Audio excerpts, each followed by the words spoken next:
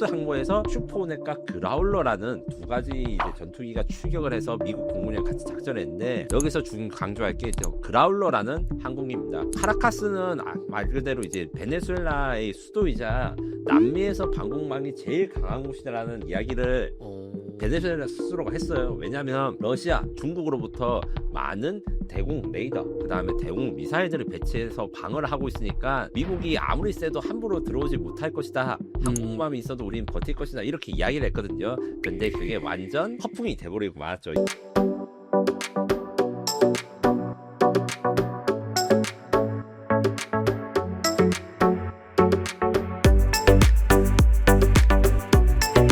김민석 기자님의 전쟁연구소 시간입니다. 기자님 나오셨습니다. 안녕하세요. 안녕하세요. 기자님, 미국이 마두로 대통령을 작전 개시 3시간 만에 단 한 명, 단 한 대의 전투기 손실도 없이 체포해서 뉴욕으로 압송하는 영화 같은 작전을 성공시켰습니다. 어떻게 이런 일이 가능했던 건가요? 먼저 거리를 보자면 이번 작전이 일어나진 베네수엘라 수도 카라카스, 그 다음에 워싱턴 DC와 뉴욕까지 거리를 보시면 이제 대충 이쪽이 되죠. 생각보다 길다면 길고 짧다면 짧습니다. 3145km라고 지금 여기서 지금 구글 지도에서 나오는데, 이렇게 보면 길어 보이지만 사실은 군용기로 한 번만 갈아타면 헬기 하나가 도착할 수 있는 거리이기 때문에 베네수엘라의 지정학적 위치를 생각했을 때는 당연한 결과였다. 너무 미국의 앞마당이다. 이렇게 지도를 봤을 때 베네수엘라에서 이제 플로리다까지 그렇게까지 거리가 멀지 않습니다. 한 700~800km고 비행기로 타면 한 1시간 반? 이 정도이기 때문에 이 지리적인 이점이 가장 크긴 했지만 그래도 좀 대단하긴 대단하죠. 왜냐면 우크라이나 러시아도 사실 붙어있는 나라에서 이제 대통령을 죽이려고 이렇게 갔는데 러시아는 이게 실패해서 전쟁을 4년 동안 했고 미국은 3시간, 4시간 만에 성공해가지고 전쟁이 이제 끝난 거잖아요. 이거 자체가 미국의 군사력이 얼마나 무서운지 잘 증명하는 사건이라고 할 수 있습니다. 공식 명칭이 오퍼레이션 앱솔루트 리저브, 그러니까 절대 결의 작전이라 했는데, 이 결의라는 거에 대해서 애매해가지고 제가 미국 분한테 물어보니까 내가 문제를 해결하겠다는 의지가 있고 반드시 이거를 풀겠다, 즉 베네수엘라의 문제를 풀겠다가 아니라 미국이 남아메리카에 대한 영향력을 여전히 확보해가지고 다른 나라, 그러니까 뭐 러시아라든가 중국이 남아메리카 대륙을 넘보는 것에 대한 근본적인 문제를 해결을 하겠다, 이런 의지가 담겨 있다 정도로 해석할 수 있습니다. 2026년 1월 3일 2시 1분에 시작돼가지고 6시 전에 끝났다 해서 3시간, 4시간 정도 이야기를 하는데, 이때 미국 내 공기지 15개 기지 이상에서 150대 이상의 비행기가 출격했고, 그리고 베네수엘라 근처의 푸에르토리코라든가 버진 아일랜드 이런 데서도 군용기가 출동해가지고 베네수엘라의 수도 카라카스를 향해가지고 그 헬기랑 전투기 150대 이상인데, 이때 가장 유명한 것들이 아무래도 F-22 랩터라든가 F-35 같은 스텔스 전투기 이런 것도 있고, 슈퍼호넷과 그라울러라는 것들, 그 해군 함재기가 중요합니다. 해군 함재기 같은 경우에는 12월 달부터 사실 요 근처에서 USS 제럴드 포드라고 하는 미국의 핵 항공모함이 계속 이제 훈련도 하고, 베네수엘라에서 밖으로 나가는 선박들을 납포했는데, 옛날에는 드럭포트라 해가지고 마약을 밀수한 걸 의심하는 소형 선박 같은 거를 공격하고 파괴했다가, 지금은 어느 정도 수준이냐면 이제 유조선까지 납포를 하는 게 전쟁 직전까지도 일어났던 일입니다. 그래서 요때 이제 전쟁 시작할 때 이 포드 항모에서 슈퍼호넷과 그라울러라는 두 가지 이제 전투기가 출격을 해서 미국 공군이랑 같이 작전을 했는데, 여기서 강조할 게 그라울러라는 항공기입니다. 카라카스는 말 그대로 이제 베네수엘라의 수도이자 남미에서 방공망이 제일 강한 곳이라는 이야기를 베네수엘라 스스로가 했어요. 왜냐하면 러시아, 중국으로부터 많은 대공 레이더, 그 다음에 대공 미사일들을 배치해서 방어를 하고 있으니까 미국이 아무리 세도 함부로 들어오지 못할 것이다, 항공모함이 있어도 우린 버틸 것이다, 이렇게 이야기를 했거든요. 근데 그게 완전 허풍이 돼버리고 말았죠. 이게 더 쉽게 이야기를 할 게 있는데 약간 수위를 조정하자면 정말 허풍이 너무 심했다. 특히 여기서 중요했던 게 여러 가지가 있는데, 사전 정보 수집을 굉장히 잘해서 CIA는 카라카스라든가 아니면 대통령이 숨어있던 대통령국 정보를 군 단위가 아니라 초 단위로 실시간으로 알고 있었고, 이게 정보 자산들도 많이 썼지만 CIA 스파이들이 많이 들어가 있었다고 해요. 그래서 그 대통령의 이동 동선이라든가 어디 있고 어느 지역을 공격해야 될지를 훤히 알고 있었다. 그리고 이제 시드 작전이라는 게 굉장히 중요했습니다. 시드 작전은 SEAD 뭐 그 방공망 제압 작전의 약자인데 쉽게 말해서 레이더 부수고 대공 미사일 부수는 거예요. 어떻게 보면 1970년대부터 시작된 작전인데 요거를 세계에서 제일 많이 하고 성공한 나라는 역시 또 미국이라서 그라울러라고 하는 항공모함에서 출격한 비행기가 이 카라카스 전체의 방공 레이더를 다 파괴를 했다고 합니다. 이게 전자전으로 뭐 이렇게 작동을 못하게 하는 건가요? 예, 물리적으로 맞습니다. 푸시는 게 아니고. 두 개를 다 합니다. 일단 전자적으로 이제 조져가지고 자기가 오는 걸 못 알아채게 한 다음에 최종 마무리는 미사일로 하는데 여기에 그라울러랑 또 활약을 한 게 미국이 공식적으로 인정은 안 했지만 미국 언론에서는 어떤 이야기를 하냐, 미국의 우주사령부와 사이버 사령부의 역할이 컸다. 그 중에서도 사이버 사령부가 작전을 어떻게 했는지는 알려지지 않았는데 카라카스 시내의 송전망이라든가 발전소를 해킹해서 동네 전체를 다 정전시켰다고 해요. 전기를 끊었다. 네, 그거일 때 사이버 해킹을 사용해서 미국의 우월한 그 전기나 사이버전 능력으로 해킹을 한 다음에 부대가 들어왔다고 합니다. 그래서 이제 마두로 대통령이 잡혀가는 영상이라든가 이런 거 많이 보셨을 텐데 촬영 시점에서는 잡혀가고 난 다음에 미국으로 가기 전까지 사진만 있고 체포 당시의 상황은 사실 트럼프의 멘트 말고는 사실 자세하게 알려진 게 없어요. 트럼프가 이야기를 할 때 어떻게 이야기했냐면 데이터포스가 이 대통령궁에 들어가가지고 마두로가 잡혔는데 마두로 대통령이 패닉 룸이라고 해가지고 VIP가 숨을 수 있는 강철로 된 그 보호시설이 있는데 보호시설을 들어가기 전에 먼저 데이터포스가 그를 잡아가지고 저항 없이 압송할 수 있었다. 이렇게 이야기를 하고 지금 사건이 조금 지나가지고 밝혀졌는데 그때 당시에 대통령을 호위하던 여러 용병 그다음에 친위대들이 뭐 80명 이상 데이터포스에 사망을 했답니다. 순식간에 이렇게 쓸려 나갔다 합니다. 그래서 이제 잡혀간 이제 마두로 대통령과 데이터포스는 이 공해상에 USS 이오지마라고 하는 그 미 해군의 상륙함에서 이제 옮겨진 다음에 한 번 더 옮겨서 지금 뉴욕에 있는 구치소에 수감되고 이제 곧 뉴욕에서 마약 문제나 이런 걸로 해가지고 뉴욕 법원에서 재판을 받기로 정해져 있습니다. 작전을 처음 시작한 게 새벽 2시 그리고 마두로가 뉴욕에 도착한 게 현지 시간으로 4시 30분이었다고 해요. 와, 얼마나 빨리 그다음 얼마나 정광석화까지 이러한 작전인지 알 수 있는 것이죠. 야, 기자님 이게 작전적으로 군사적으로 봤을 때 이 정도 인면 손실 없이 이 작전을 해낼 수 있다는 게 대단한 건가요? 전 세계에서 미국만이 할 수 있는 거고 사실 미국이 이런 걸 할 수 있어 의심받았던 것들을 그 완벽하게 증명하고 미국의 실력이 죽지 않았다.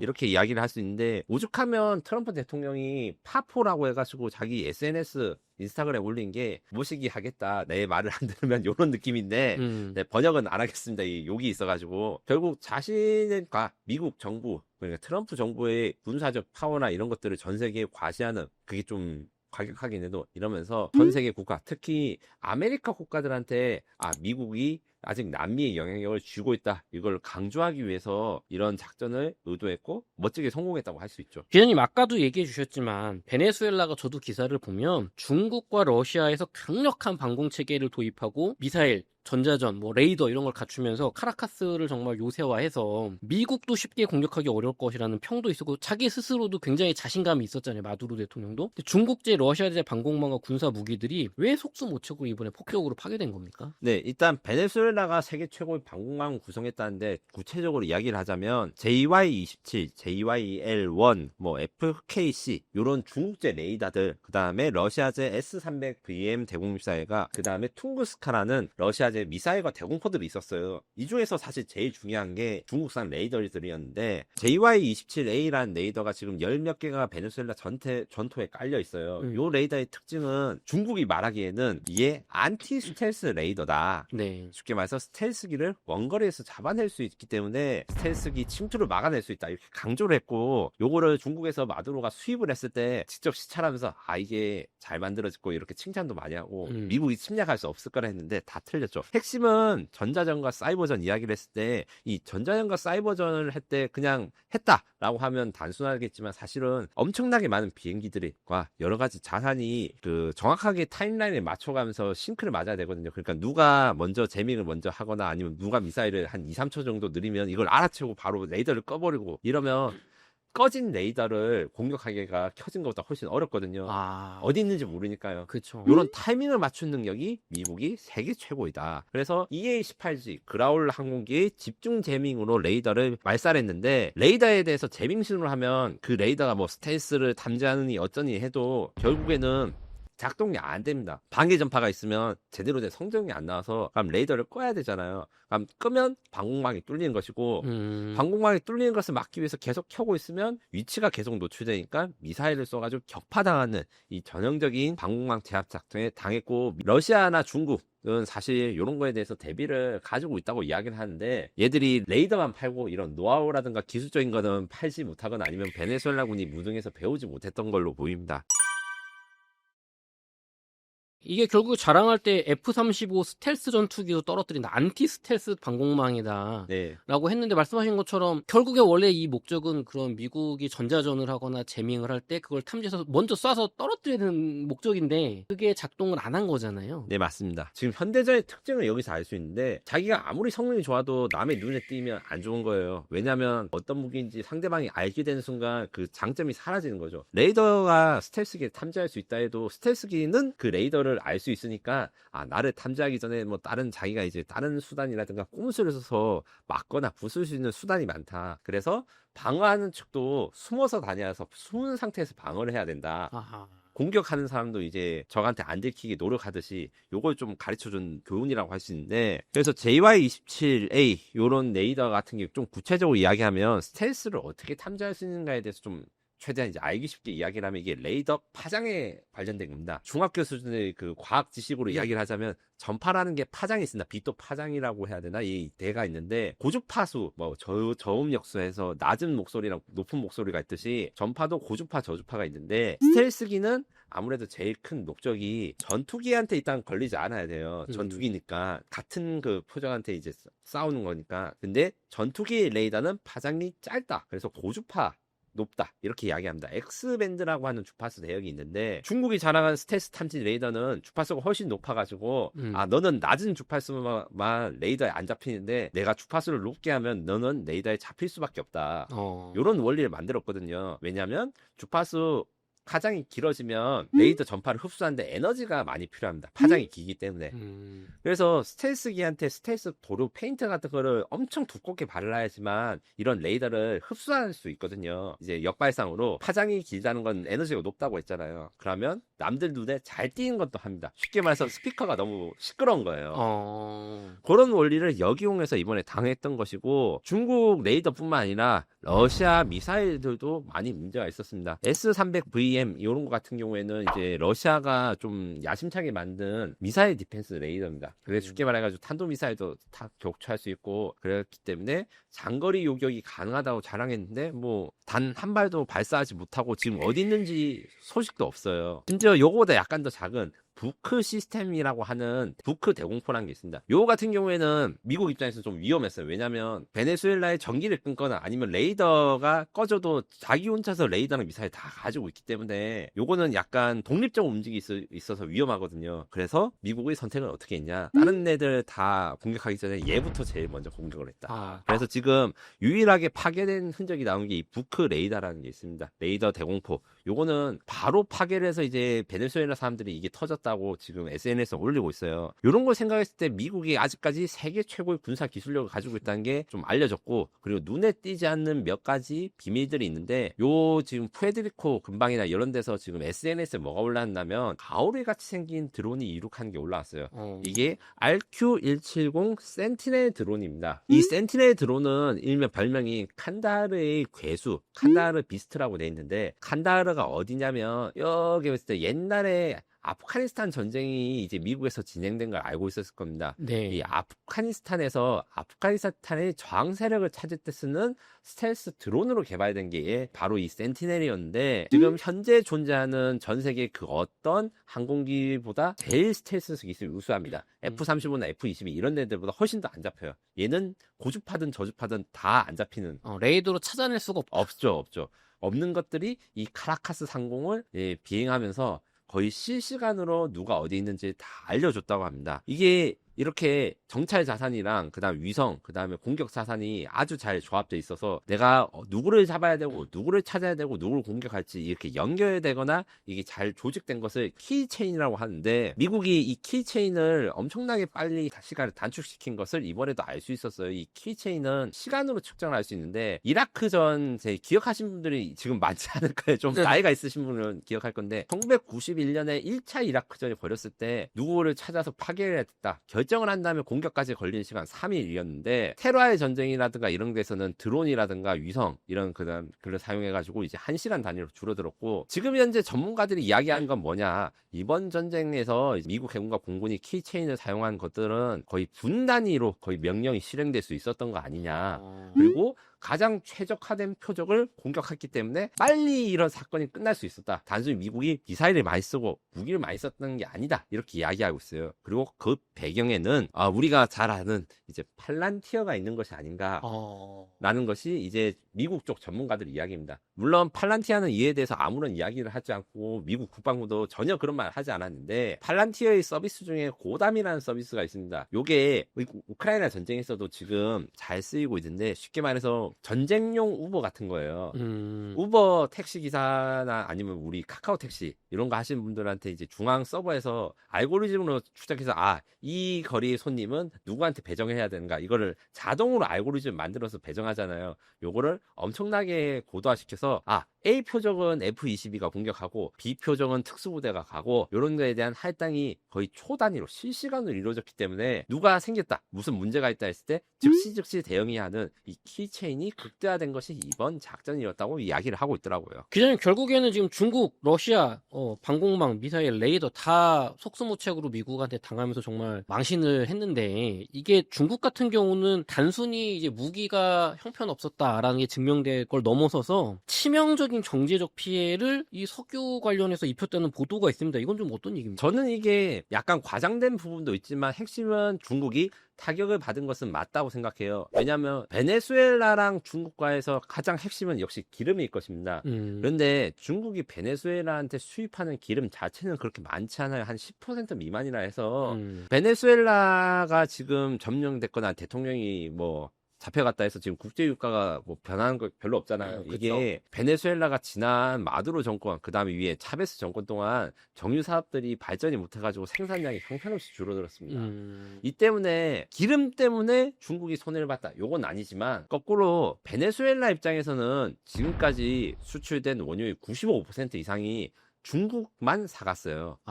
그리고 중국은 그걸 사가가지고 어디에 썼냐, 이게 그 베네수엘라 기름이 중진류인데, 이 중유 같은 경우에는 배의 가스터비라든가 터빈용 연료입니다. 그래서 군함 연료로 많이 쓰다고 해요. 군사용으로. 예. 그래서 중국 입장에서는 70만에서 100만 배럴 정도로 한 달에 받던 그 베네수엘라 기름이 지금 끊긴 걸로 봐야 되겠죠. 하지만 중국은 그게 막 큰 내용은 아니다. 거꾸로 베네수엘라는 이제 중국에로부터 이제 그 원유 수출이 막히니까 진짜 미국의 목줄이 잡힌 거나 다름없습니다. 그리고 이제 경제적 그냥 단순한 원유 수치보다 더 중요한 거는 베네수엘라가 중국의 남미 핵심 거점이고, 이 거점이 잃어버렸다는 겁니다. 옛날 냉전 시대 생각하면 쿠바 위기라고 아마 기억하시는 분들이 있을 겁니다. 이게 소련이 잘 나갈 때 쿠바가 공산주의 국가였기 때문에 여기 미사일 기지 건설해서 미국을 위협하는 위치로 해서 핵전쟁이 날 뻔했거든요. 요 미사일 기지를 건설하려다가. 이랬듯이 중국의 쿠바가 바로 베네수엘라였습니다. 구소련이 쿠바를 사용해서 미국을 견제하듯 이 베네수엘라를 이제 친중 국가로 만들어가지고 이제 남미에서 자신의 영향력을 확대하고 미국을 견제하려고 하는데, 이게 완전히 그 전략이 틀어졌죠. 여기다가 이제 중국은 이 베네수엘라에 어떻게 보면 빚을 많이 지게 한 이게 있습니다. 지금 현재 석유랑 담보 차양 구조로 해가지고 담보를 주고 석유로 갚는 식으로 중국이랑 베네수엘라 거래를 했는데, 이게 다 끊어지겠죠? 그럼 중국 입장에서는 돈을 줬는데 나중에 몇십 년 동안 석유로 갚았는데 그거 정권이 바뀌어서 안 줘 하면 지금 돈 떼먹히는 거잖아요. 다 떼먹힌 거, 이게 전문가들이 이야기할 때 180억 달러 규모의 미해수 채권이 발생할 것 같아, 중국이. 물론 중국이 180억 달러 우리한테는 큰 돈인데 중국 입장에서는 넘어갈 수 있습니다. 왜냐하면 워낙 경제 규모가 크니까. 근데 돈의 규모가 중요한 게 아니라 관계가 끊어지고 교두보가 없어졌다. 다시 중국은 남미에 진출할 수 있는 힘을 잃어버렸다고 하는 게 정확한 이야기인 것 같습니다. 이게 또 경제 전문가분들, 어떤 지정학 전문가분들도 말씀 듣다 보니까 중국이 베네수엘라에서 기름을 살 때 위안화로 결제하게 하면서 달러로 지금 기름을 살 때 결제해야 되는 그 미국의 패권을 흔들려고 했는데 그것도 깨진 게 크다고 얘기를 또 하시는데 어떤 얘기인가요? 맞습니다. 지금 현재 마두로가 미국에 갔으니까 지금 현재 베네수엘라의 공식적 수반은 로드리게즈 부통령인데, 이 부통령이 처음에 이제 사건이 일어났을 때는 마두로라니 베네수엘라의 대통령이다 강경 선언을 했고 미국과 싸울 것처럼 이야기했어요. 맞아요. 그런데 트럼프가 무슨 말을 했냐면 지금 베네수엘라에 작년 노벨 평화상 받은 베네수엘라 출신 정치인이 있습니다. 지금 아마 노르웨이 오슬로에 있을 걸로 추정되는 이 정치인인데, 그 정치인은 뭐 힘이 별로 없어가지고 나는 그 사람을 별로 좋아하긴 한데 베네수엘라 통치를 못한다. 근데 이분이 야당 1지도자였거든요. 반대로 지금 로드리게즈 부통령 같은 경우에는 미국이랑 협조할 것 같은데 식으로 트럼프가 이야기를 했단 말이에요. 그리고 실제로 1월 5일에 로드리게즈 대통령이 뭘 했냐면 미국과 협력적 관계를 원하고, 이게 대놓고 말을 안 했지만 맥락을 종합해보면 이제 거래를 달러로 하겠다, 원유 거래를. 지금 중국이 미국의 그 달러 석유를 살 때는 달러로 사야 한다. 네. 1970년대 페트로 달러 시스템을 무너뜨리려고 이제 달을 걸쳤는데 베네수엘라가 다시 달러로 결제할게요. 네. 할 때. 맞습니다. 그래서 지금 현재 대통령이 대놓고 페트로달러로 가겠다고 하진 않는데 은근히 이런 달러 대폭기를 감시하고 있고, 요거는 결국에는 중국의 1대1로 전략이라 이런 중국이 베네수엘라를 통해 가지고 남미에 대한 영향력을 확대하라는 이 라인 자체가 아예 끊어져 버렸다. 이렇게 해석할 수 있을 것 같습니다. 그럼 중국은 정말 이게 군사적인 무기의 어떤 저열함뿐만 아니라 좀 경제적으로 또 지정학적으로 정말 많은 거를 좀 잃어버린 그런 전쟁이라고 볼 수 있겠네요. 네, 저는 그렇게 보고요. 다만 이제 반대로 미국 입장에서는 어떻게 생각하냐면, 미국은 자기 앞마당인 남미에서 절대적인 자신들 위치를 정하려고 하는데, 이게 아시아에서는 그럼 어떻게 할 것인가? 중국과 가까운 국가에서는 그럼 미국이 베네수엘라 같이 강하게 행동을 할 것인가? 이거는 아닐 것 같아. 그래서 저는 약간 삼국지 천원 삼분지기 같은 전략을 트럼프가 노리는 것이 아닌가 의심하는 것도 있습니다. 아시아 태평양이 그만큼 위험해질 수 있는 것이죠. 좋습니다. 저희가 또 기자님을 조금 더 정리가 된 다음에 다시 모셔서 한국 혹은 대만, 네. 일본, 중국 이 아시아 지역에 미칠 영향도 들어보도록 하겠습니다.